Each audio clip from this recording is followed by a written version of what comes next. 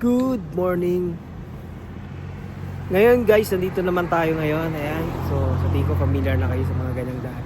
Nandito tayo ngayon sa loob ng Camp Janie. Dito yan sa Baguio City. So, ito. Dito tayo sa may parang signage. Lemonet, Southview, Historical Core, The Manor, Mahal Center, The Forest Lodge, DHMC Office Complex. So ngayon yung mga bata mag-horseback ride sila dito.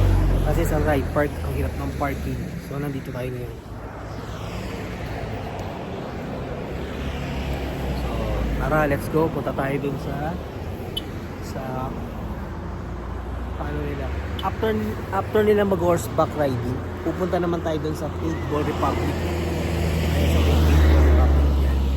So dyan may mga activities like yung mga paintball, meron silang zipline, tapos meron mga yung parang targeting, mga activities para sa mga kids and kids at heart.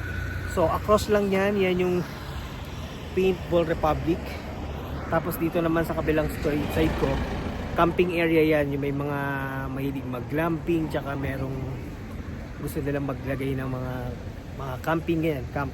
Tapos ito naman, yung building na yung nakikita nyo, Lemonet yan. And then sa likod niya, yan yung horseback riding dito sa loob ng Camp Janie. So tara, samahan nyo ako.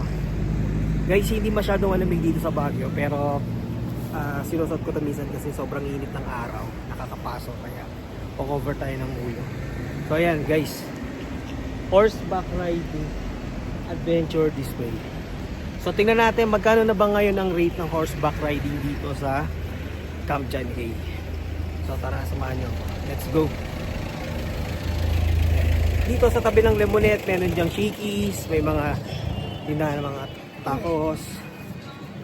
Then meron din dyan mga overrun na mga damit, pero hindi ko nare-recommend kasi mga kanina. Usually, no, sabi nila counterfeit daw yan. So hindi good yan talaga guys. Depende sa inyo kung gusto nyo, no? So ngayon tingnan naman natin yung kung magkano ang rides dito sa sumakay ng kabayo.